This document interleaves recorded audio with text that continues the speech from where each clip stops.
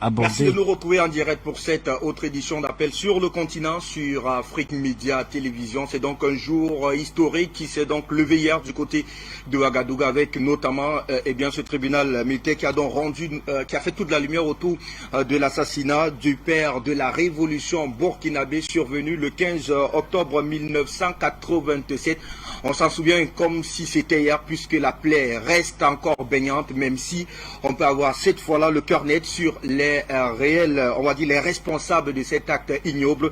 La justice burkinabé a donc tranché le premier responsable en chef de cet acte de barbarie, on va le dire ainsi, l'ex-président burkinabé Blaise Compaoré, protégé par le gouvernement de Côte d'Ivoire qui vient donc d'écoper d'une prison à perpétuité. On en parle avec notamment l'ambassadeur François Bikoura, activateur politique, qui est notre invité dans le cadre de cette édition. Bienvenue.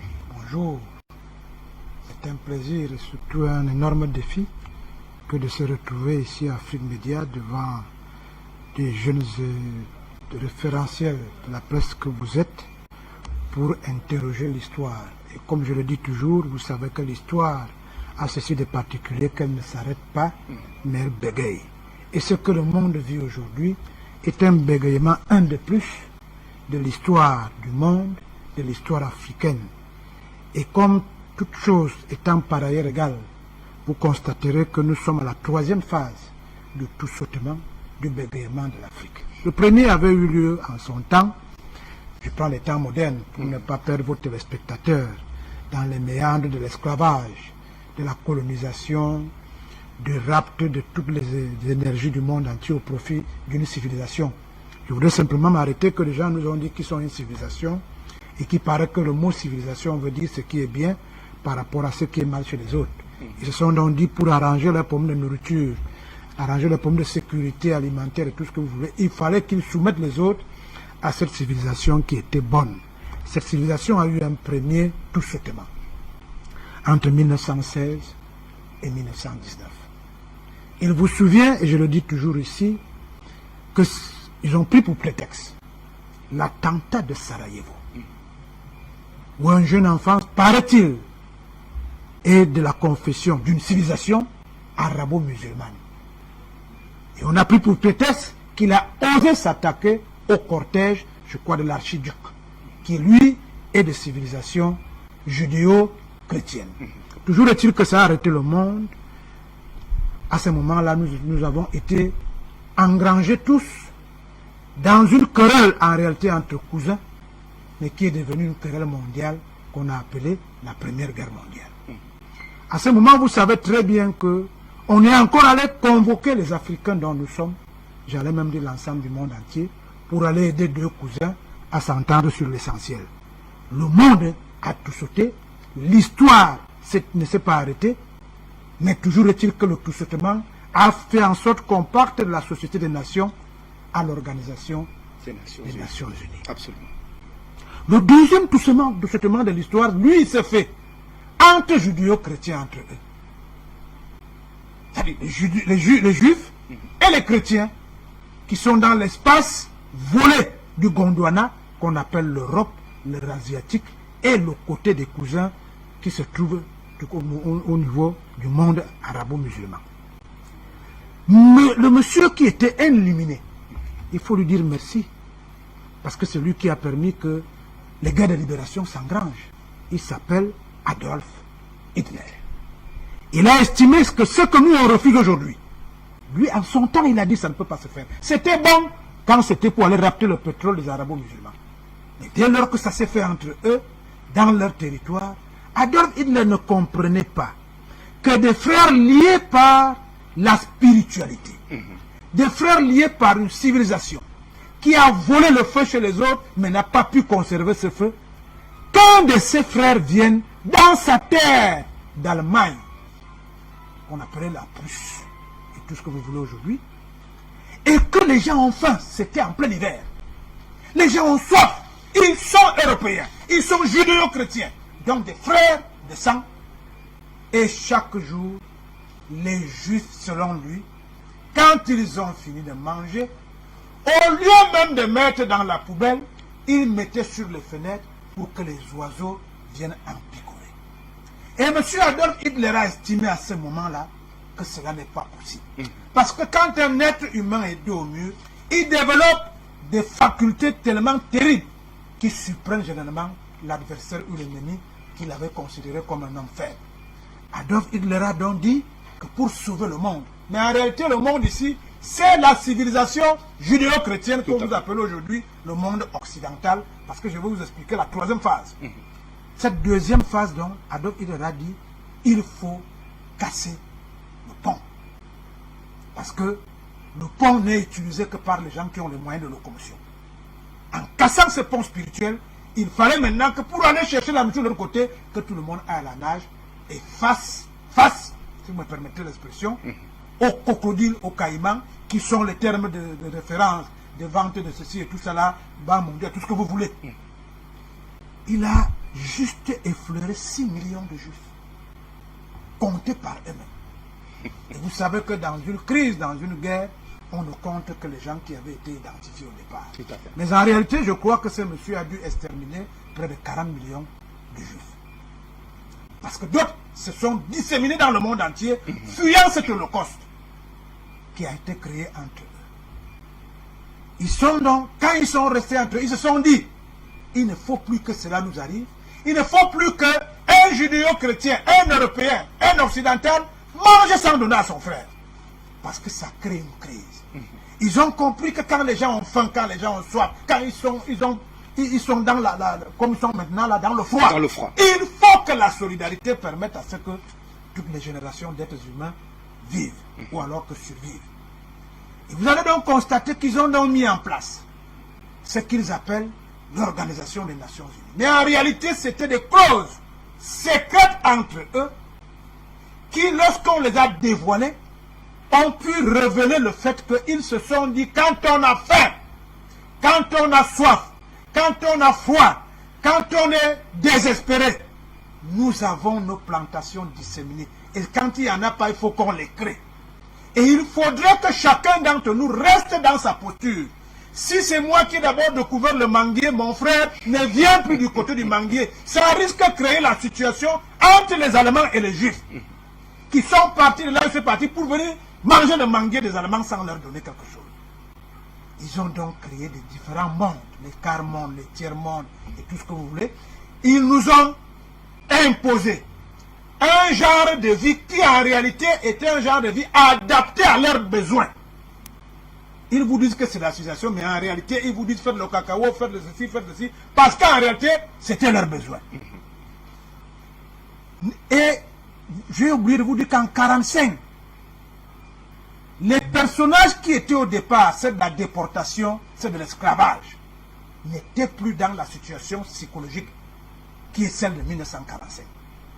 Parce qu'entre-temps, ils avaient décidé de venir habiter le Gondwana, qui est l'Afrique, la mère de l'humanité.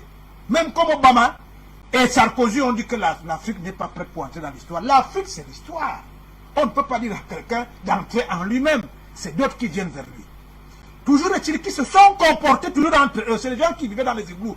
Donc, ils sont des gens qui ne savent pas donner à leurs frères. Ils se comportent comme les anciens pauvres qui ne veulent pas, qui sont devenus libres, mais qui ne veulent pas redevenir pauvres. Voilà donc comment le monde occidental, les uns sont allés aux Amériques, d'autres sont allés en Afrique du Sud, d'autres sont allés chanter de vouloir bousculer avec le canal de Panama, le canal de Suez, leurs frères arabo-musulmans qui sont allés en Afrique du Nord. Toujours est-il que chacun avait ses pans de souveraineté pour qu'il ne meure plus de famille.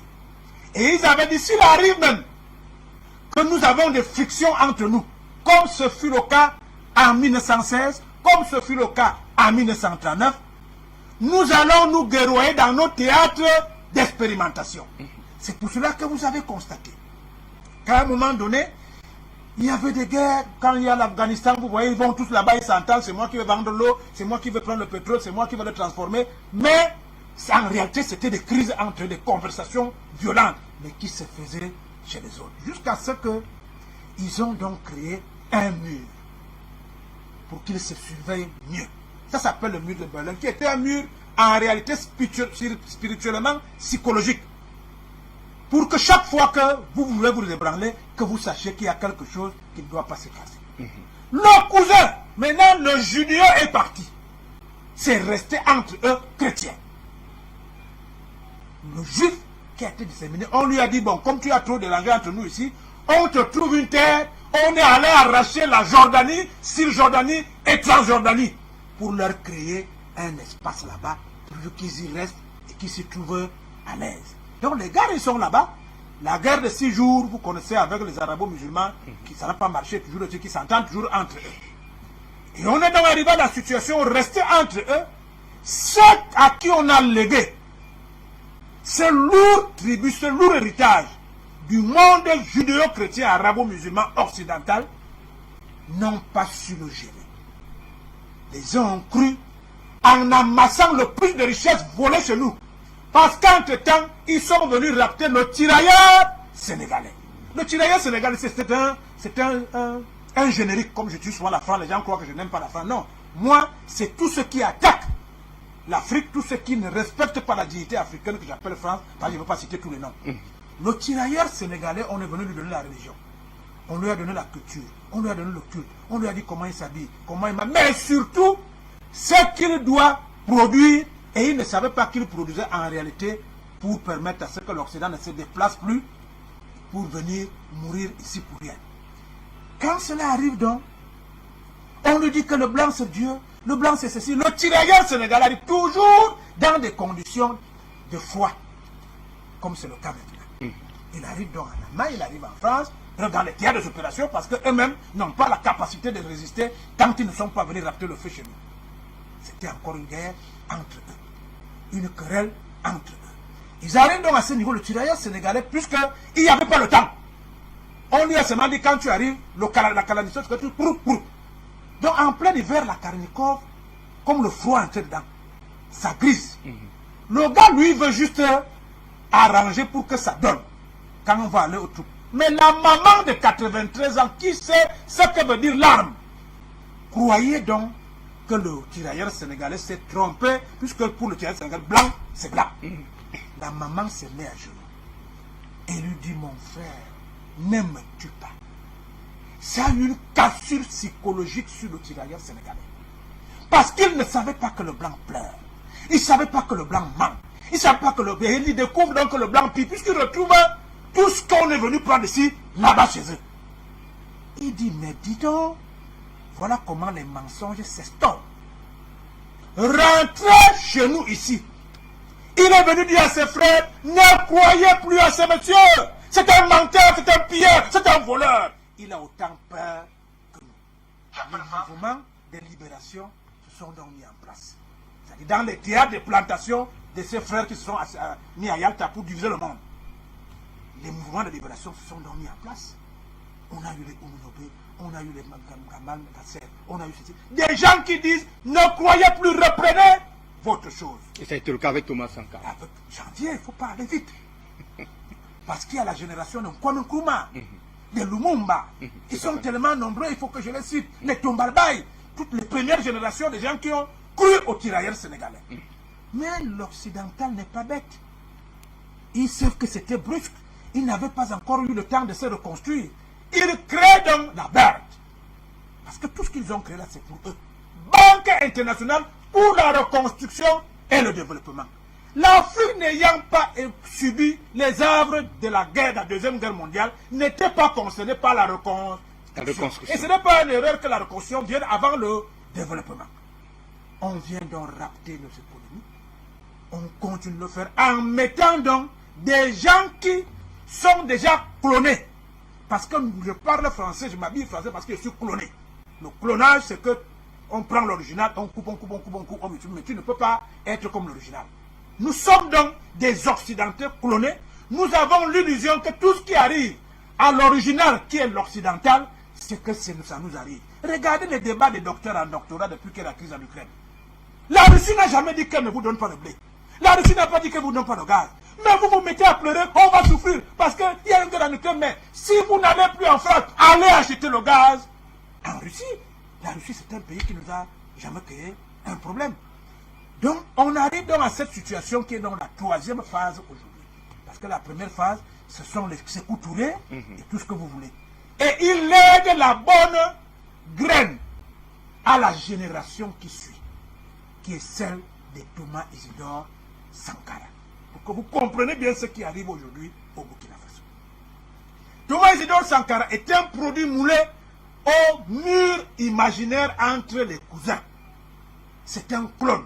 Mais il a été cloné du côté gauche, qu'on appelle le communisme. Tout à fait. Et entre-temps, les frères s'entendent, ils sont en train de vouloir casser le mur pour qu'ils redeviennent plus forts entre eux. Mais la graine du communisme est là parce que le communisme était un mouvement qui a le plus épousé le tirailleur sénégalais qui est rentré chez nous, qui a dit qu'il faut qu'on se libère. Mais en fait, on croyait qu'on était en train de se libérer, mais on aidait plutôt le cousin qui est de l'autre côté du mur à rappeler à son frère qui est resté au côté de l'ouest que si tu t'amuses, voilà ce que je veux faire. Les positions africaines étaient des positions de chantage entre les deux frères. Tant que tu respectes les deals, je ne touche pas à tes plantations. C'est dans cet engrenage que Thomas Sankara commence à faire comme le tirailleur sénégalais dans son pays. Et casse psychologiquement la peur des Dahoméens et tout ce que vous voulez en créant un syllogisme langagier qui est purement africain. Burkina Faso. Qui veut dire le pays des hommes intègres. Et vous convoquerez que c'est la même chose comme la grande marche de Mao Tse-tung, la longue marche de Mao Tse-tung. Éprouver les uns et les autres. On sent que le petit avait été mal phagocyté. Parce qu'on allait chercher Sankara, quand on fait le premier travail dans les années, on va chercher Sankara, parce que c'est le petit qui bouge. Mais on savait très bien qu'après le petit mouvement, il va revenir à la situation de départ. Sankara commence donc à gêner. Il gêne la génération qui l'a précédé. Tout à fait.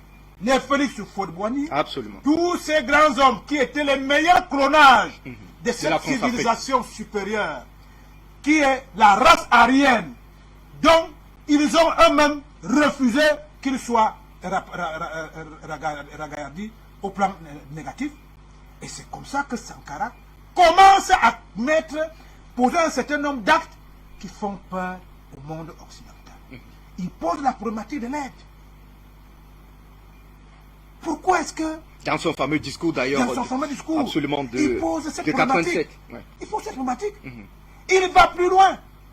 C'est qu'il montre à la fin du monde que si on dit que nous sommes tous des chefs d'État, je prends seulement pour les arguments comme ça. Thomas Sankara dit, mais quand ces gens-là viennent chez nous, on fait les fériés de 4 jours. Mais d'où vient-il que j'arrive en France, je crois que ça devait être le sommet de viande ou de quoi là. Et puis il est sous le froid, il voit un garçon qui est adjoint au chef de bureau, ok, donc c'est qui dit, ah c'est vous monsieur Sankara? Oui, oui. On m'a demandé de venir vous chercher, mais où est mon homologue, le chef de l'État? Le lendemain, François Mitterrand, qui est un homme très rusé, décide de jouer au malin avec le petit. Il dit qu'il l'aide. Le petit dit, tu m'aides comment? Puisque ce que tu me dois, ce n'est pas une aide, c'est un remboursement. Toujours est-il qu'on dit au petit, il faut accepter, c'est le doyen. On décide de donner de l'aide en milliards. Et il accepte. Le lendemain, qu'est-ce qu'il constate? Des camions de Kalachnikov arrivent à Bamako. Il dit c'est pour eux. À Ouagadougou. À Ouagadougou, pardon. Il dit c'est pourquoi? On dit non. On a dit qu'on te donne l'aide. Il dit mais au lieu que vous me donniez l'aide pour l'agriculture, pour l'élevage, pour la chasse, pour la cueillette, qui vont permettre aux Burkinabés de se nourrir et de ne plus être contingent de ce que vous amenez là-bas, vous m'amenez quelque chose pour guerroyer avec mes propres frères. C'était le premier choc. Le deuxième choc, c'est que la seule chose sur laquelle tous les Africains s'étaient entendus en son temps, après que le tirage sénégalais soit venu, c'est la défense de l'Afrique du Sud. L'ANC de Mandela. Parce que le FLN avait déjà reçu et tout. Et quand il va à un sommet, il demande à Mitterrand comment tu nous présentes que l'humanité c'est la solidarité, et tu reçois en grande pomme un homme qui traumatise les Noirs en Afrique du Sud. Je crois que ça doit être Frédéric Leclerc, je peux me tromper.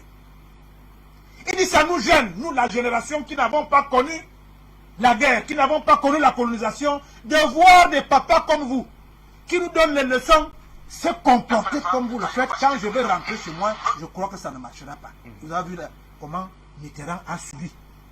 Les hagiographes retiennent que c'est ce jour-là que M.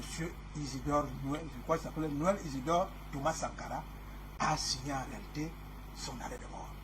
Et l'histoire va vous convoquer le fait que, en son temps, chaque fois qu'un chef d'État, un leader africain se permettait de remettre en cause ces accords léoniens qui ont été faits entre les Occidentaux, il y avait ce qu'on appelait la période de coup d'État. Mais malheureusement pour eux, 1987 était déjà une période d'ouverture, tant au niveau de la communication qu'au niveau médiatique. Il était déjà difficile qu'on masque un certain nombre de choses. Les Africains avaient déjà pris goût, c'est pour cela que nous appelons Sankara le timonier de la révolte africaine. Il s'arrange donc pour que le petit qui commence un peu à gêner puisse disparaître. En réalité, on ne voulait pas assassiner Thomas Sankara.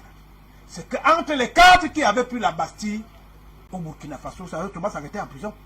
Les 4 ne s'étaient pas entendus. Chacun disait non, vraiment, comme je ne suis pas très bien au peuple, il vaut mieux qu'on aille prendre quelqu'un. C'est eux-mêmes qui sont allés le prendre. C'est pour cela qu'il dit un jour que si je dois être assassiné, ça ne peut être que par la main de mon ami.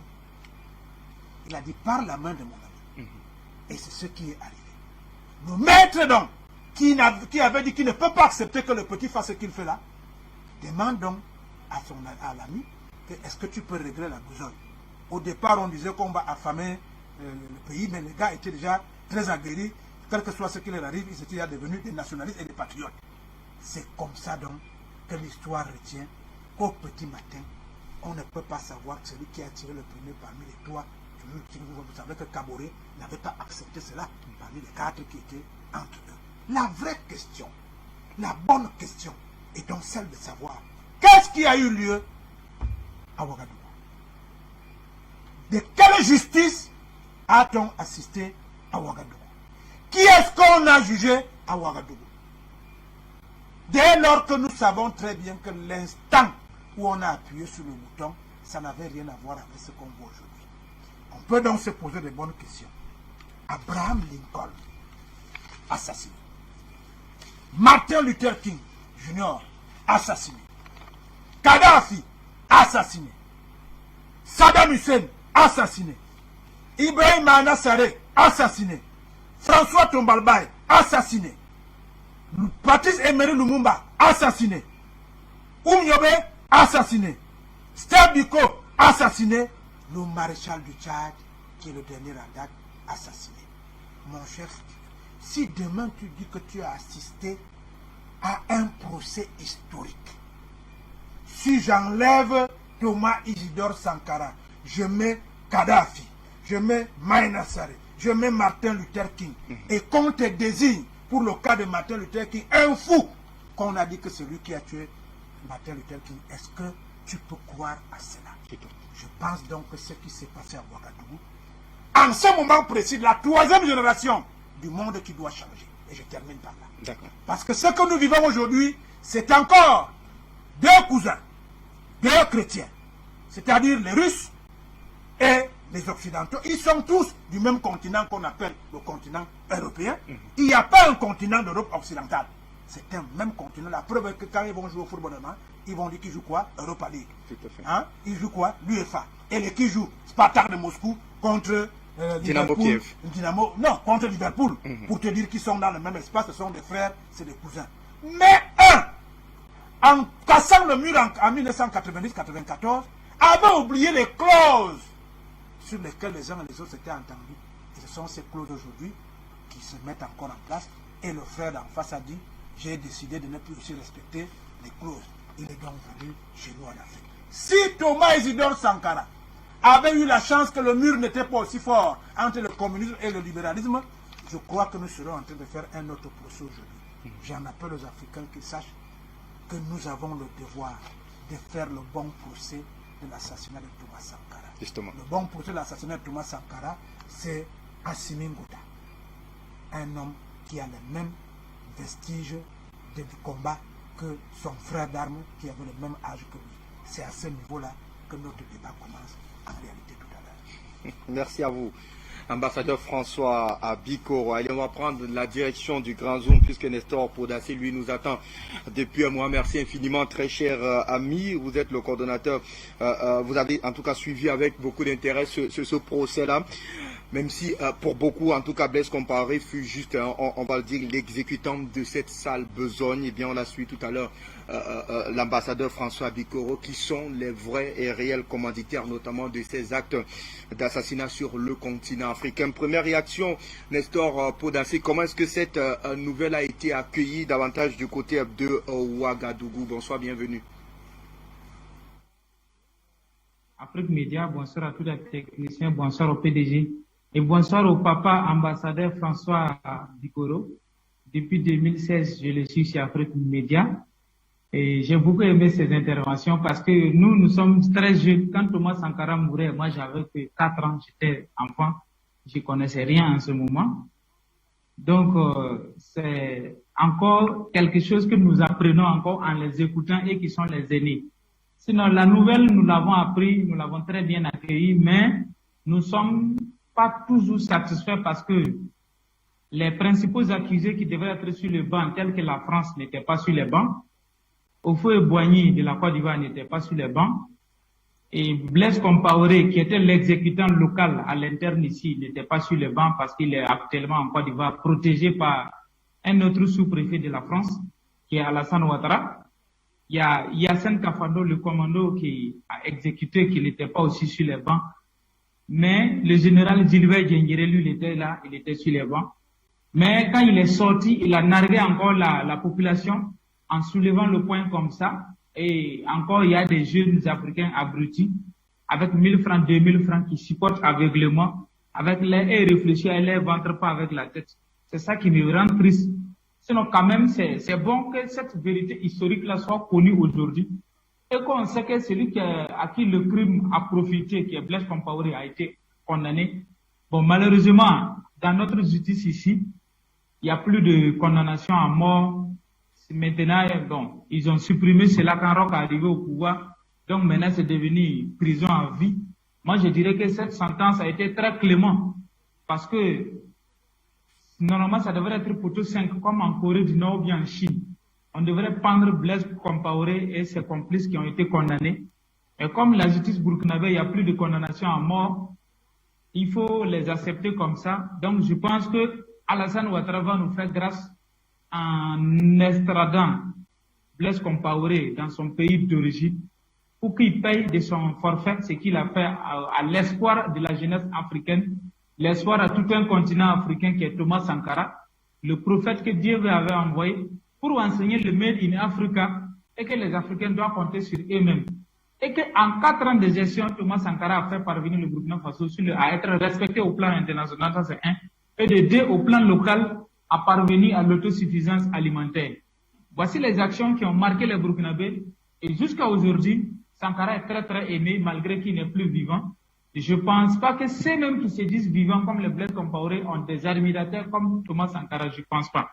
Donc voici un peu ce que nous on peut dire par rapport à la première sentence qui est tombée. Et nous pensons que Blaise Compaoré doit être honnête, prendre son courage à 2 mains et dire vraiment, pour me faire pardonner par le peuple africain, je me rends moi-même à la justice pour purger ma peine. C'est pas la peine. Il est en train de purger de Dieu en Côte d'Ivoire là-bas. Moi, je pense que s'il est honnête avec lui-même, il doit revenir dans son propre pays. Voilà, pour purger sa peine ici. Et aussi, nous profitons de l'occasion pour interpeller les nouvelles autorités qui sont au pouvoir actuellement au Burkina Faso, qui n'ont pas pris le pouvoir pour gracier des criminels en puissance comme ça. Mais ils ont pris le pouvoir pour continuer la continuité de l'État. Donc, ils n'ont qu'à laisser la justice faire son travail. Il ne faut pas qu'ils vont prendre un décret pour pouvoir gracifier Blaise Compaoré pour une quelconque réconciliation. Voilà. Donc, voici un peu mon premier message d'introduction. Merci. Merci à vous, Nestor. Que dit Nestor Podassé? Alors, la question fondamentale, et là, nous la posons, puisque d'ailleurs, on l'a dit tout à l'heure, Blaise Compaoré n'est que, eh bien, l'exécutant de cette sale besogne face donc notamment à la montée indépendantiste, notamment bien engagée par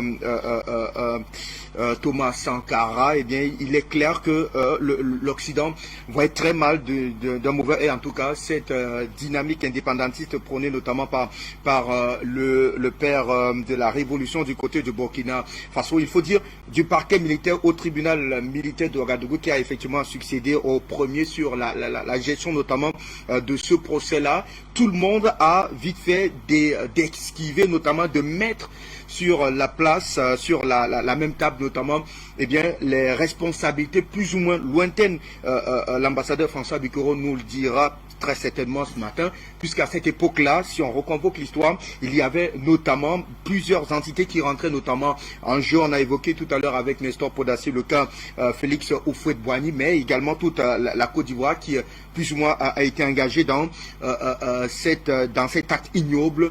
Comment ne pas évoquer notamment la France? On a plus ou moins l'impression que le cap, en tout cas, que les juges ont tout fait d'écarter notamment ces responsabilités lointaines pour leur permettre d'avancer notamment sur le dossier. Sinon, on devait assister véritablement à des blocus jusqu'ici. La vérité est dure, la vérité est rude, la vérité est même dure. Mais c'est la vérité et la vérité libère. L'histoire, comme je le dis toujours, a ceci de particulier qu'elle ne s'arrête pas, mais elle bégaye. Ça ne vaut pas seulement pour l'Occident.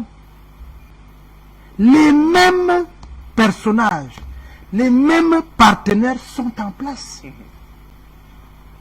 Monsieur Thomas Isidore Sankara est assassiné par qui? Par un complot de la CEDEAO. Par un complot de la CEDEAO. Puisqu'il venait bousculer les tabous. Qu'on a cité tout à l'heure, peu à leur âme, ils sont déjà partis. Le président sénégalais, le président ivoirien, le président nigérian. Parce que les gens doivent tous se poser la question, pourquoi il y a tous les anglophones dans une affaire de francophones? Nana Akufo-Addo là, il est un colonel français, il a fait toutes ses études là-bas, il a évolué là-bas. Il est plus francophile que nous autres qui sommes dans Il n'y a pas de hasard. La même situation, quand elle a eu lieu, pour faire partir celui que Thomas Isidore Sankara a remplacé, c'était un coup d'État. Thomas Isidore Sankara était un produit d'un coup d'État. Sauf qu'il n'était pas orchestré par lui-même. Non, je vous parle de l'histoire, je ne parle pas des personnages, vous allez comprendre après. Je vous situe pour comprendre quelque chose, il faut maîtriser la situation et les personnages. Je vous décris la situation. Les gens ne comprenaient pas pourquoi un président veut changer, paf, on lui fait un coup d'État. Celui qui arrive, lui aussi, il veut continuer le travail de son prédécesseur. Qu'est-ce qui arrive? Coup d'État. Sauf que ce coup d'État fait mal parce qu'il est fait par l'une des personnes avec lesquelles le premier coup d'État a eu lieu. C'est ça. Sinon, je vous dis, les Burkinabés auraient oublié ce coup d'État. Ça fait mal parce que c'était une génération qui n'a rien à voir, comme l'a dit mon fils tout à l'heure, qu'ils n'ont pas connu d'autres, ils étaient jeunes. Donc c'est nous qui devons leur dire ce qui s'est réellement passé. C'était un coup d'État populaire qui enlève Kampaoré. Mais ce n'est pas différent, c'est un coup d'État. La preuve est que c'est Djendjure, je crois, qui avait voulu prendre. Tout à fait. C'est une habitude, parce que c'était communiste. C'était un coup d'État sécuritaire qui enlève Roch-Marc Kaboré. Et vous voulez me faire croire que dans cette difficulté psychosomatique, des Africains face au procès de Thomas Isidore Sankara, qui s'appelle Armi, qui s'appelle Boko Haram, qui s'appelle Areba, parce que le Burkina Faso, c'est la zone des 3 frontières. C'est dans cet environnement où, toujours dans la CEDEAO, les gens ne s'entendent pas. Ils avaient facilement assassiné, on nous dit qu'un sergent, je ne sais pas, allait assassiner un général. Non, ça ne marche plus aujourd'hui. C'est dans là, il faut lier ça avec Assimi Ngota. Vous savez que c'est quand Assimi Ngota a pris, c'est les générations. C'est la même génération. Les gars disent qu'ils ne vont plus tomber dans le pied de la France. C'est pour cela qu'il y a eu un coup d'État sécuritaire au Burkina Faso. Il faut lier Comme on doit lier Houphouët Boigny et Mitterrand, il faut lier Assimi Goïta et la junte qui se trouve aujourd'hui au Burkina Faso. La seule erreur d'appréciation a été celle de Roch-Marc Kaboré, qu'on allait chercher parce qu'on estimait qu'il représentait le type de génération dont nous représentons aujourd'hui, qui n'a pas connu beaucoup des affres. Mais malheureusement, il était très porté sur la sauvegarde de son pays.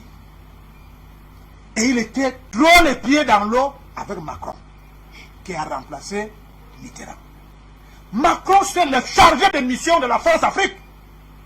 Comme Obama était le chargé de mission de la toute puissance américaine sur le monde. Il n'y a pas de hasard, mon cher ami. Il n'y a pas de hasard.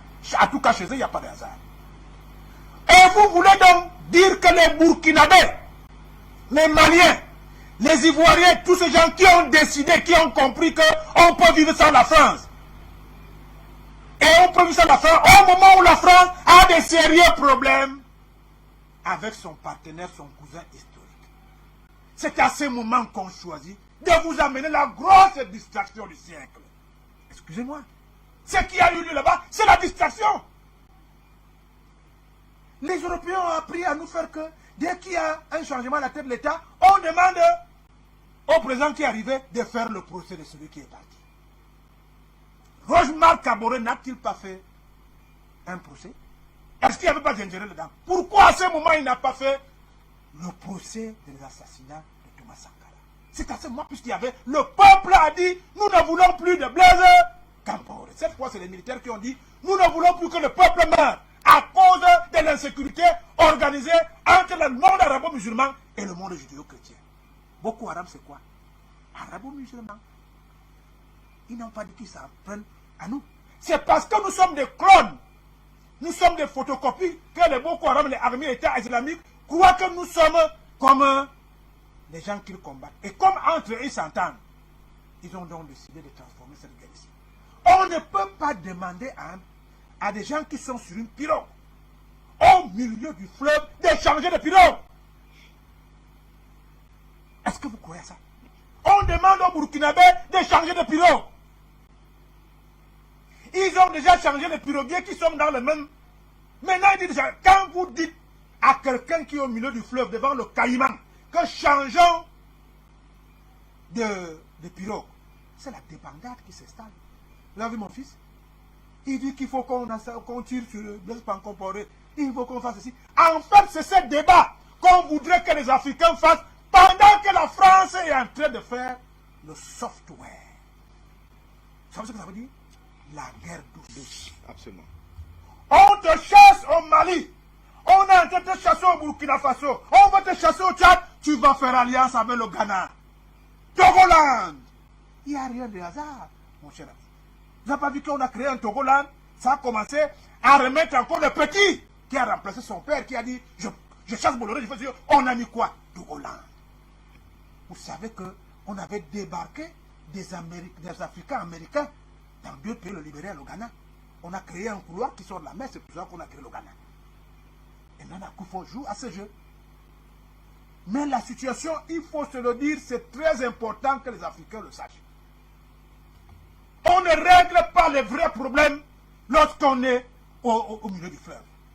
Il faut que tout le monde soit calme parce que si vous déclarez maintenant on change de pirogue et que les gens commencent à paniquer, qu'est-ce que la pirogue fait? Elle chavire. Elle chavire.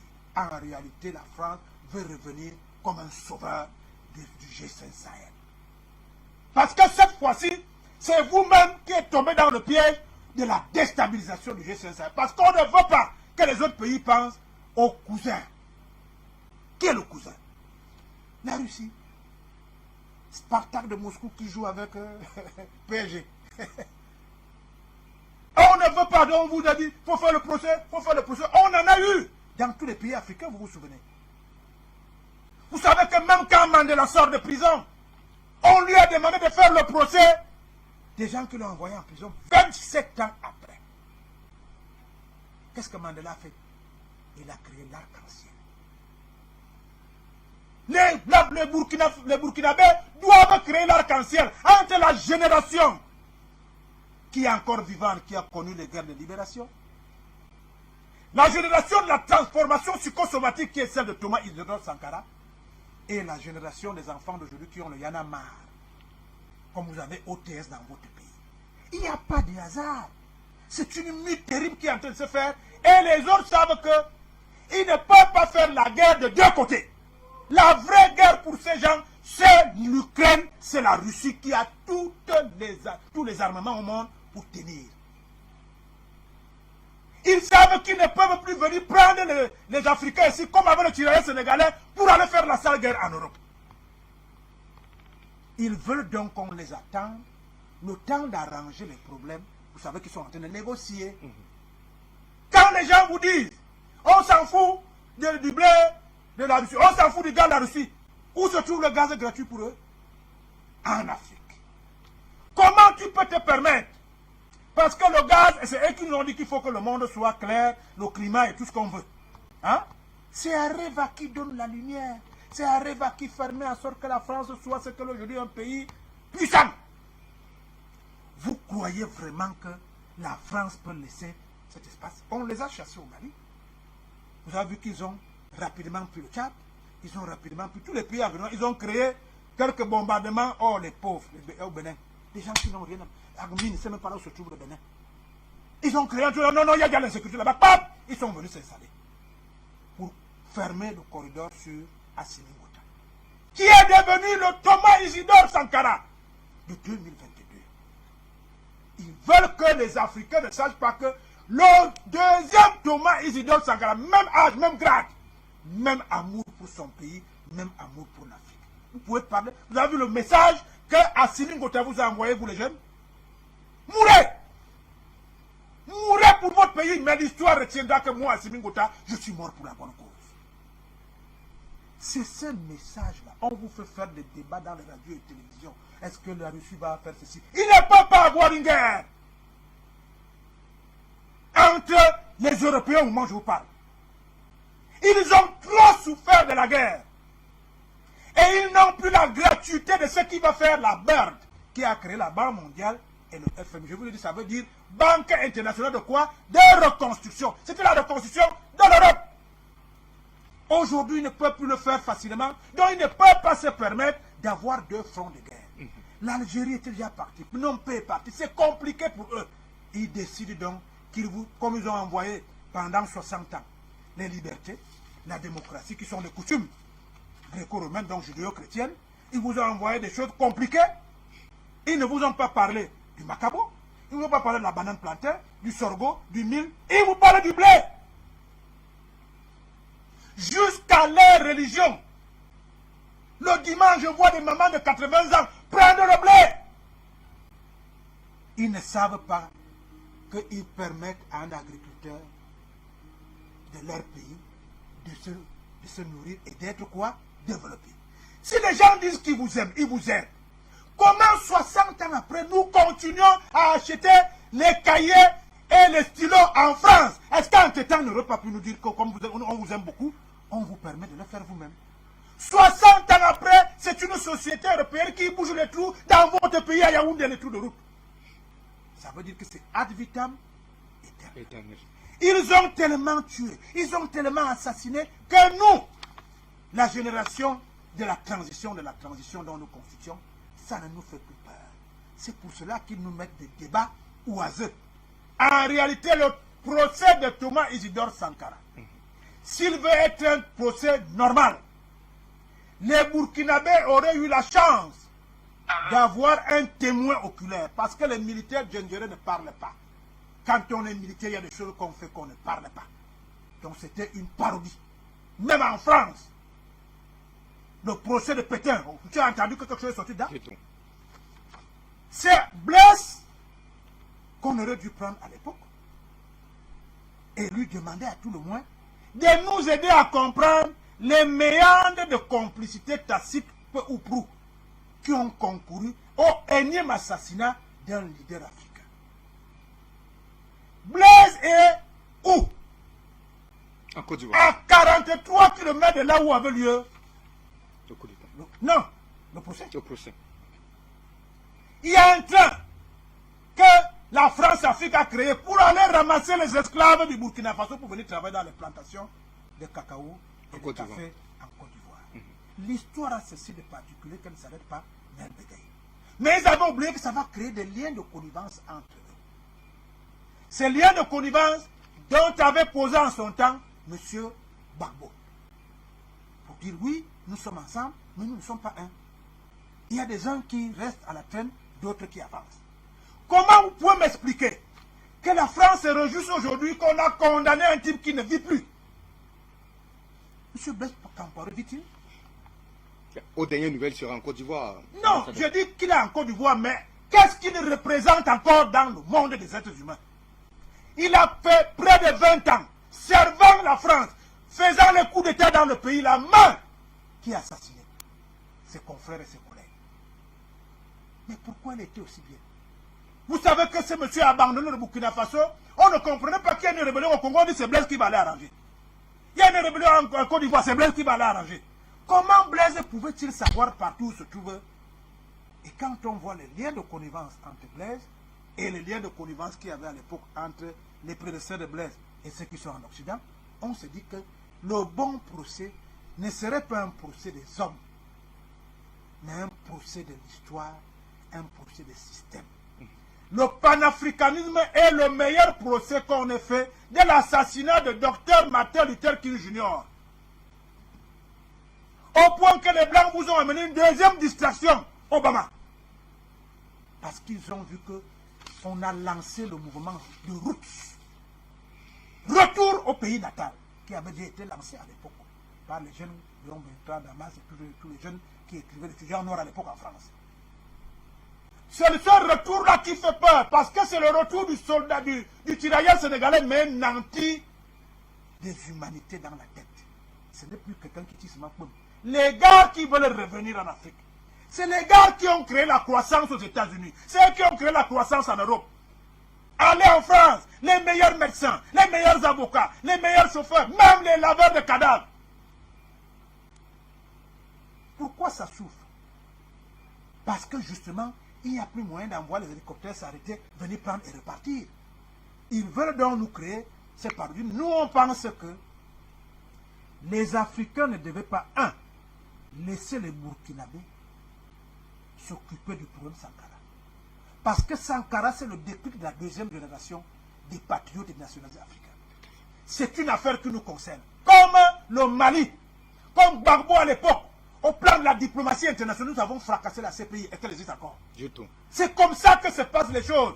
Si on avait laissé la Côte d'Ivoire, comme on avait abandonné Kadhafi, on en serait où aujourd'hui? Il faut que les Africains sachent que tout ce qui se passe, c'est un syllogisme global qui concerne notre quête d'identité, notre quête de dignité. On n'a rien contre les autres, nous voulons être nous-mêmes. Le Burkina Faso s'appelle le pays des hommes intègres.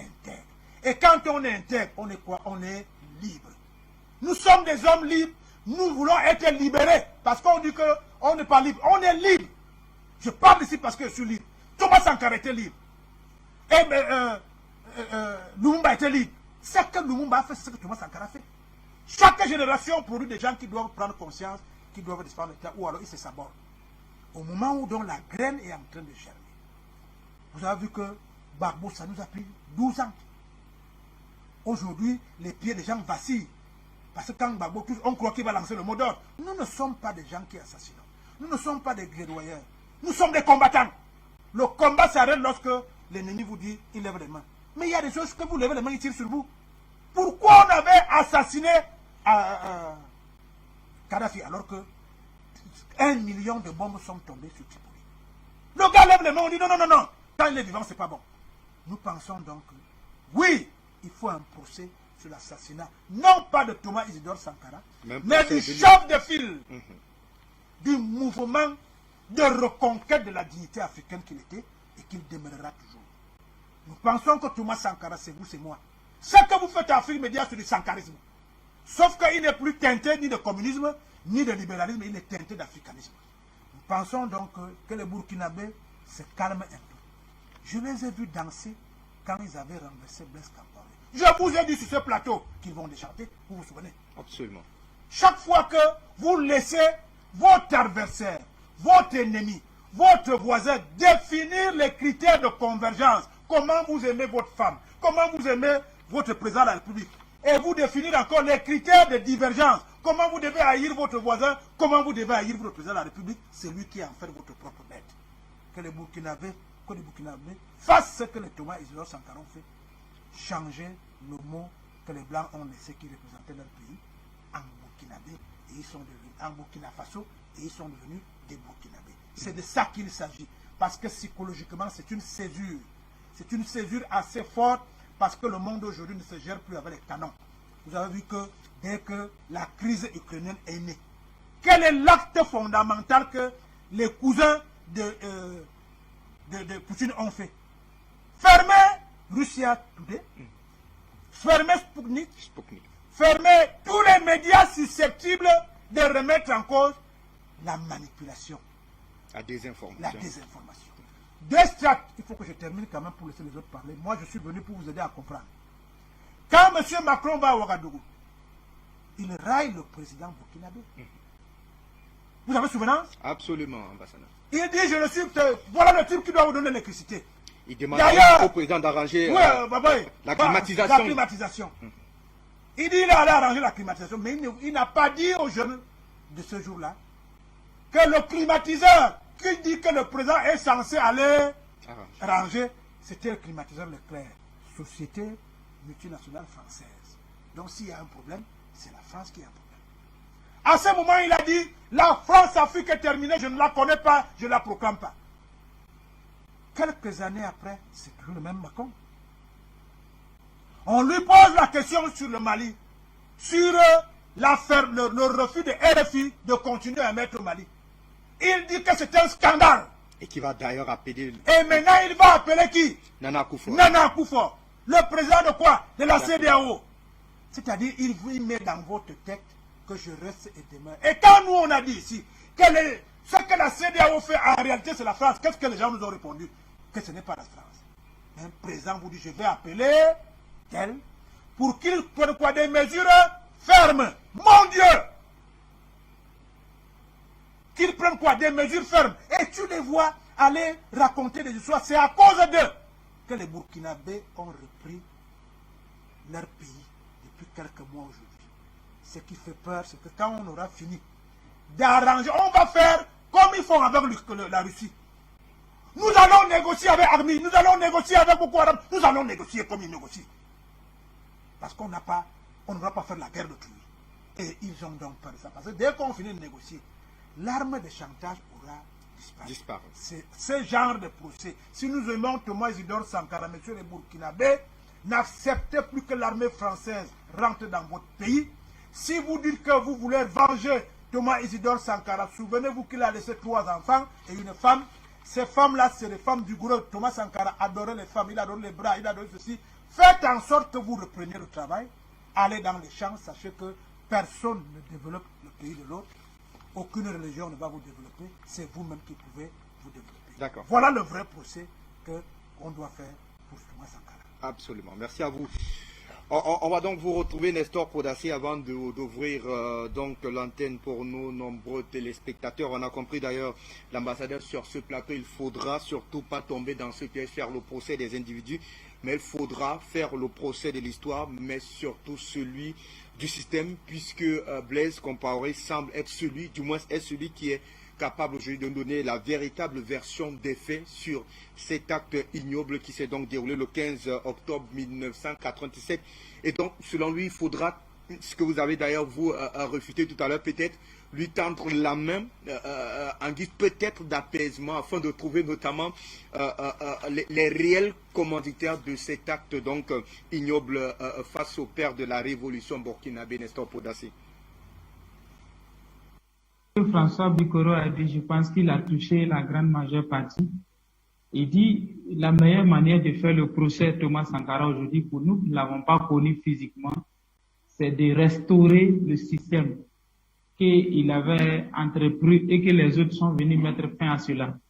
C'est-à-dire, c'est de mettre l'armée française hors du Burkina Faso, c'est de mettre la domination française hors du Burkina Faso, et puis maintenant redonner le Burkina Faso aux Africains, Burkina Faso aux Burkinabés, afin que l'idéologie sankariste se reprend, telle que Thomas Sankara l'avait dit, produire, transformer, consommer Afrique, et que les Africains doivent se protéger entre eux, ils doivent se mettre ensemble, vivre ensemble, car c'est en cela que nous pouvons vivre africains et vivre dignes. Et que les Européens doivent nous laisser vivre tranquillement et amorcer notre développement et se réconcilier avec notre histoire. Je pense que Bikoro a bien dit d'enseigner cela à nous, la nouvelle génération, afin que nous continuions dans ce sens-là. Voilà, donc je pense qu'il dit qu'il ne pas faire procès d'une personne, dire qu'on jubile, alors que le système qui a poussé Blaise Compaoré à tuer Sankara, le même système est là. C'est comme si on n'a rien fait.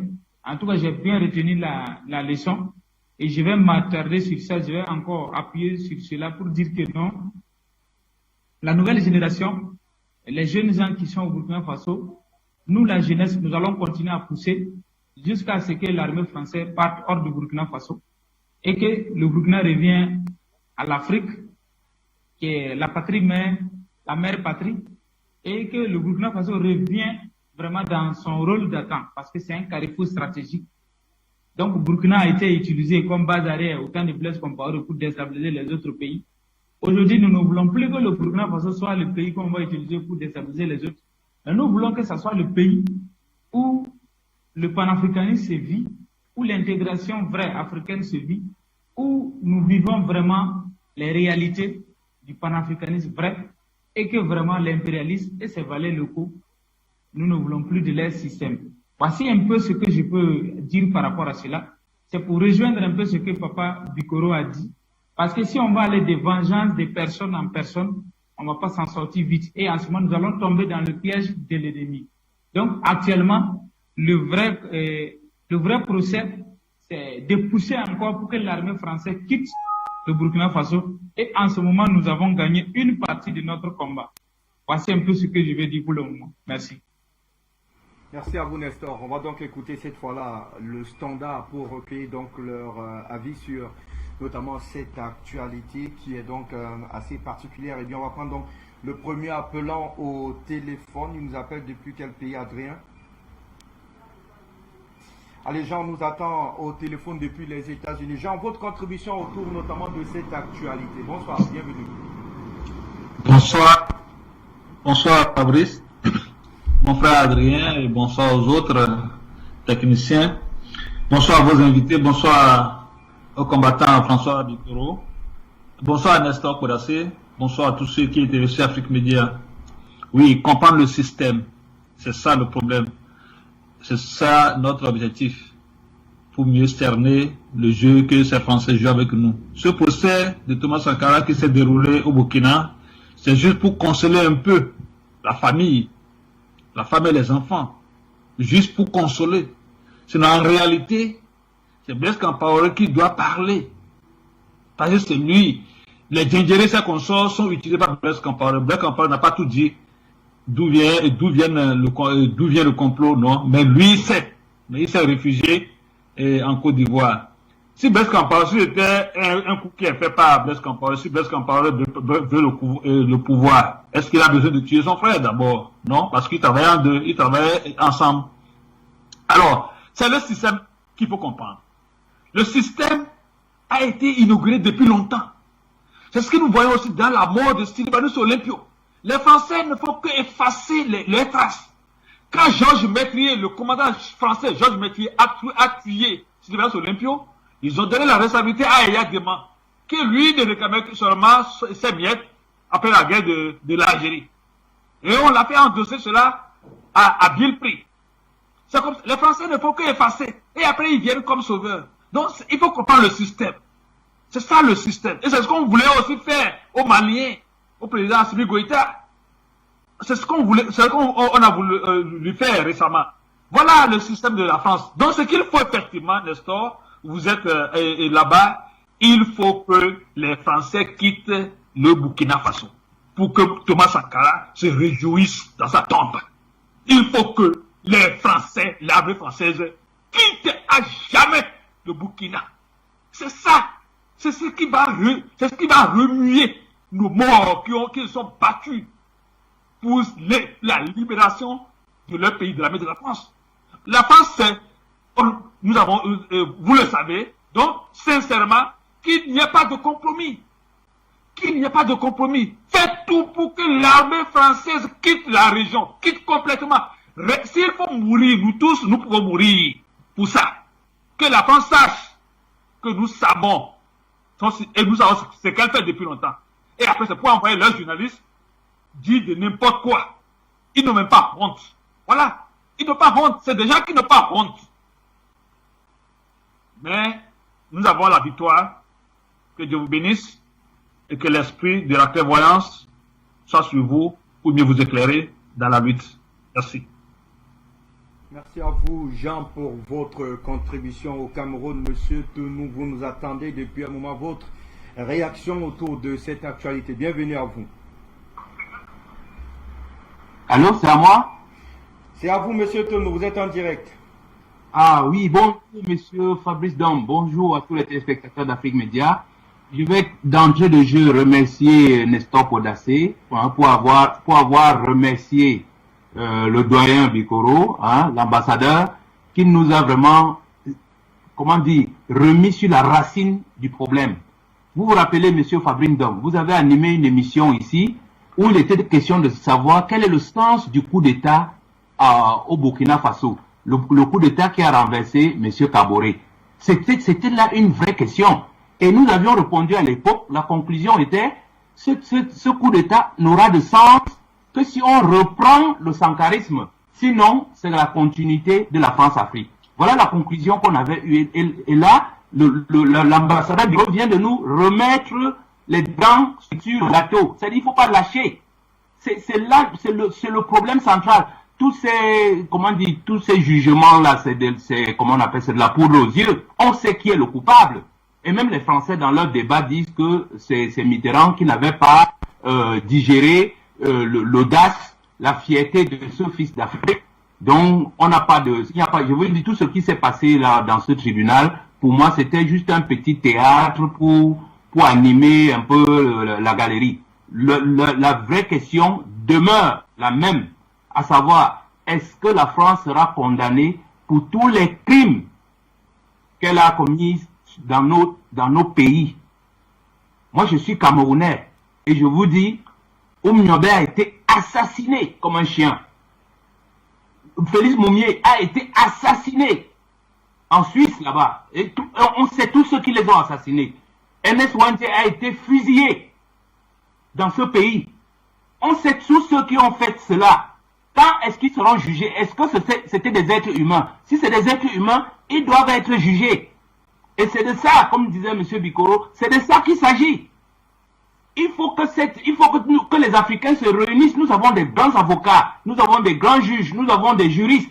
Pourquoi ils ne peuvent pas créer même un tribunal international africain et mettre tous ces dossiers sur la table une fois pour toutes? Parce que tant qu'on ne le fait pas, ces gens vont continuer à nous tuer comme ils sont venus tuer Kadhafi dernièrement, comme ils sont venus tuer le maréchal Déby. Donc tant que nous ne faisons rien, ils reviennent. Mais en attendant, j'insiste là-dessus, ce jugement-là, c'est de la distraction. On connaît les vrais coupables. Monsieur Compaoré purge déjà sa peine depuis longtemps, parce que prendre une autre nationalité après avoir été président pendant plus de 20 ans, c'est déjà une peine extrêmement lourde. Ce qu'on demande à Compaoré, et c'est ce qu'a dit Podacé, c'est qu'il vienne sous la protection du gouvernement burkinabé et qu'il dise sa vérité, qu'il dise voilà ceux qui ont donné l'ordre de tuer Thomas Sankara. C'est aussi simple que ça. Lui c'est une petite main. Je dis ça parce qu'on tient une Kalachnikov et on tire sur Sankara qu'on est le coupable. Le vrai coupable, c'est celui qui a donné l'ordre. Et nous le connaissons déjà. On veut juste que cette version soit officielle, tirée devant un tribunal et consignée dans les livres de l'histoire. Voilà ce que je souhaitais dire, monsieur Fabrice Dom. Bonne soirée à vous. Merci infiniment à vous, monsieur Tounou, pour votre participation et contribution dans le cadre de cette thématique. On reste au téléphone. Bonsoir, bienvenue.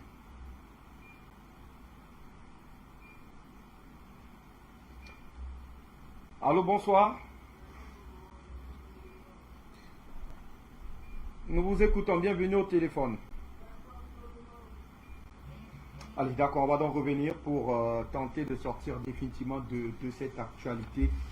Alors, ambassadeur François Bikoro, la question reste simple. Est-ce que, eh bien, l'ex-président va finalement mettre ses pieds du côté du Burkina Faso?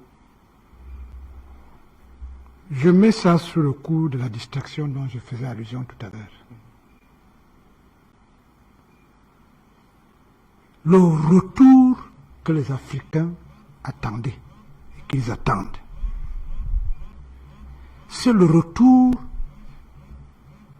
du président Laurent Koudou-Gbagbo arrêtant l'ancien président de l'Assemblée nationale de Côte d'Ivoire, Guillaume Kikbafouri Soro, la main droite, et à l'autre main, le général des jeunes, descendant à l'aéroport de Côte d'Ivoire, levant les mains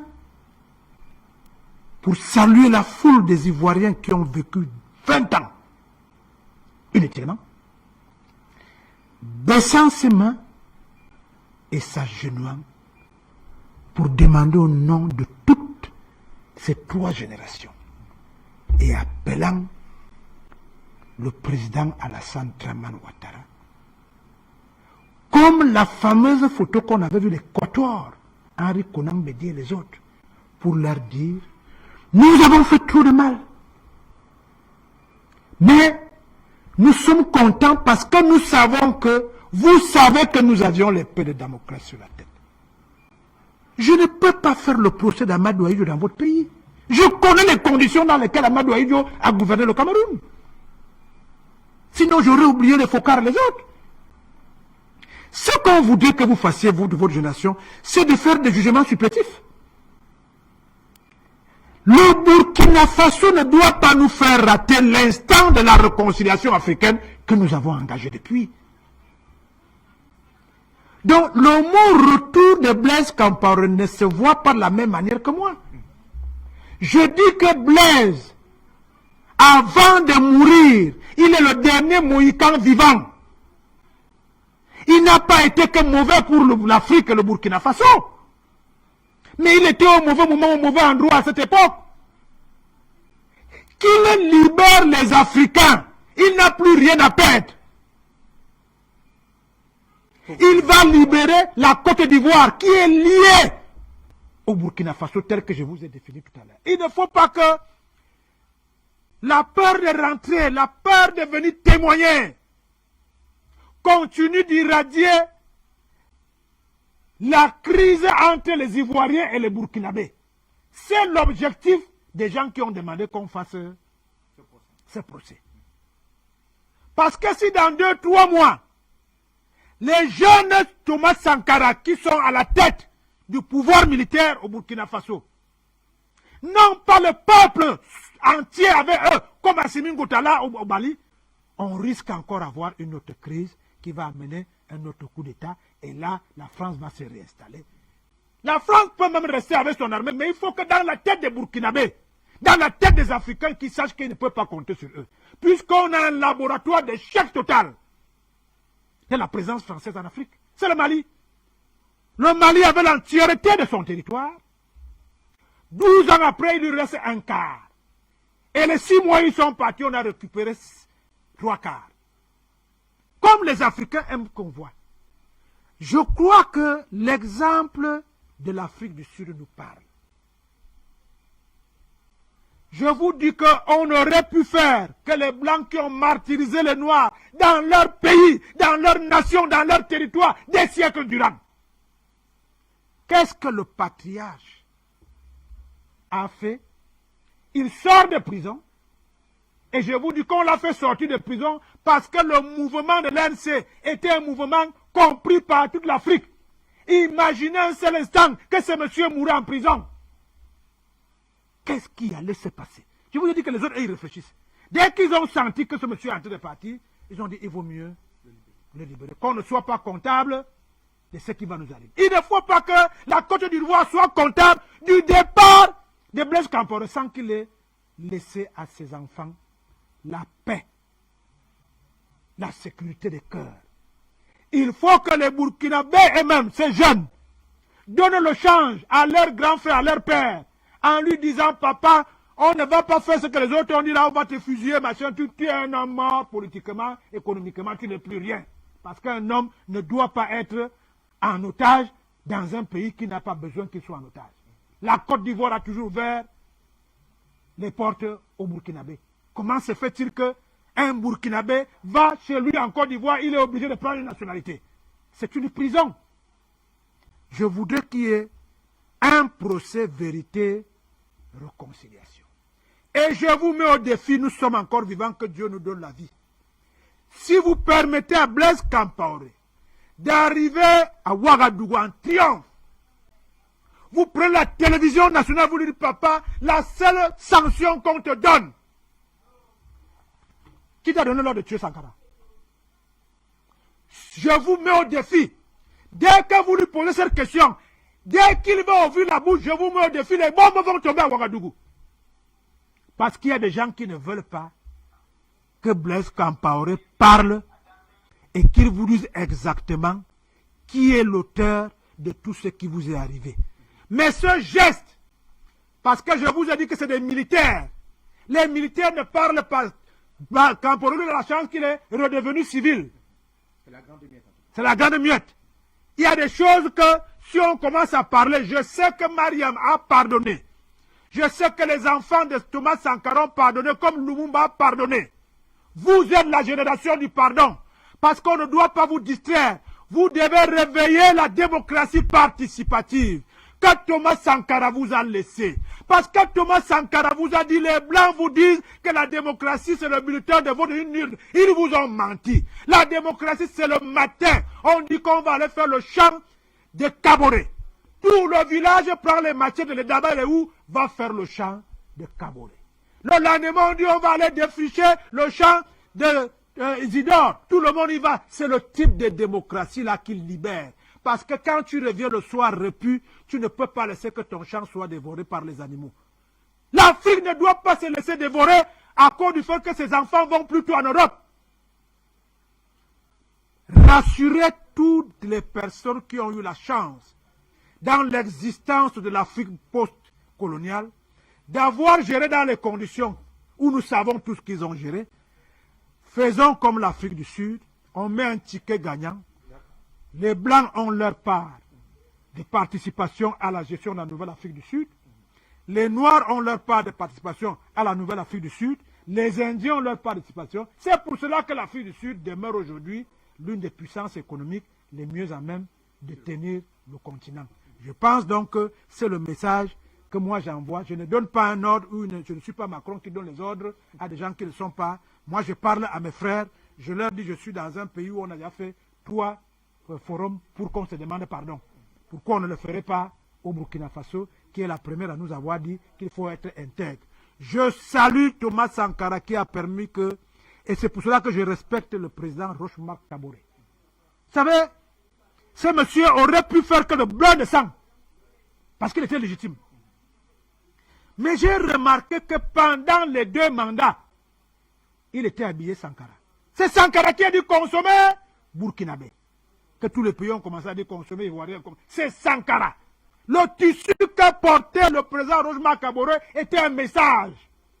Donc vous qui êtes à Ouagadougou, dans toutes les villes et les campagnes, à partir de demain matin, habillez-vous Thomas Sankara. Allez au travail comme il vous a dit d'aller au travail. Supportez votre armée parce que votre pays ne doit pas être pris d'assaut par les syllogismes sécuritaires qu'on est venu installer en Afrique. Saluez-vous dès demain matin et dites-vous que vous êtes un seul pays, le pays dont tout le monde ne veut pas qu'il avance. N'oubliez pas que c'est vous l'Afrique à partir de maintenant. L'Afrique compte sur vous. Et moi, je vais parcourir l'Afrique comme je l'ai fait avec le cas ivoirien pour demander que l'Afrique vous vienne en soutien comme nous le faisons aujourd'hui. Les gens m'avaient pris à partie ici quand j'ai dit que M. Ouattara, M. Gbagbo, et tous ces enfants doivent repartir main dans la main pour construire la Côte d'Ivoire. Le temps où on les a trompés est terminé parce que le pays, lui, ne bouge pas. C'est le message subliminal que je vous envoie. Pour le reste, chaque geste, chaque parole prononcée, chaque virgule mal placée peuvent faire en sorte que Blaise Compaoré n'ait pas confiance en vous. D'accord. Merci à vous pour ce message. Alors, on va sortir avec vous, Nestor Podassé. C'est donc un devoir de mémoire qui s'impose aujourd'hui. Donc, à l'ex-président du Burkina Faso, Blaise Compaoré, comme l'a dit notamment l'ambassadeur sur ce plateau, il faudra désormais trouver un cadre idéal pour le permettre notamment de restituer la vérité des faits. Votre micro, Nestor. Allô? Vous me recevez? Parfaitement. Allez-y. Ok, donc je suis d'accord avec le papa Bikoro qui disait que et ce que nous devons attendre de Blaise Compaoré, c'est de venir dire la vérité au peuple burkinabé et au monde entier. C'est un tel qui m'a poussé à faire ci. Une fois qu'il a dit cette vérité, nous devons le pardonner et puis il va retrouver son village pour faire sa retraite. Mais il faut qu'il revienne restituer la vérité historique pour qu'on sache que vraiment, il a été le pion qu'on a utilisé à l'intérieur, mais la manigance est venue de l'extérieur. Et nous savons qu'il y avait Houphouët-Boigny en son temps, il y avait aussi la France, avec son système de prédation qui l'a poussé à faire cela. Heureusement que Blaise est toujours en vie, et je pense que s'il est honnête, il doit venir témoigner pour libérer cette vérité. Nous qui n'étions pas, qui ne connaissions pas grand-chose quand il mourait, moi je ne connaissais pas Sankara, et je ne connaissais pas aussi Blaise en son temps, mais nous avons grandi sous Blaise Compaoré, jusqu'à ce qu'il nous sorte en 2014 pour lui dire de partir, de quitter le pouvoir. Donc il est important, que, comme il est encore en vie, qu'il vienne nous dire la vérité. Voilà, c'est un tel qui m'a poussé à faire le crime. Et le crime a profité à un tel. Moi j'ai été président, mais les avantages étaient à l'avantage de un tel système. Et je pense qu'il va nous aider à combattre le système à sa façon aussi. Donc c'est sa contribution de pouvoir se racheter pour aider la nouvelle génération à renverser l'ordre qui nous dominait. Merci beaucoup. Eh bien, c'est nous qui vous disons merci, Nestor Podassé, de nous avoir accompagné le temps de cette édition d'Appel sur le continent. L'ambassadeur, infiniment merci, continentalement, merci, panafricainement, merci pour toutes ces précisions apportées. Donc, sur cette actualité, on y reviendra très certainement dimanche dans le cadre du grand débat panafricain pour en savoir un peu plus autour donc de cette actualité. Juste après moi, le grand journal africain. Merci de rester en compagnie des programmes de votre télévision panafricaine.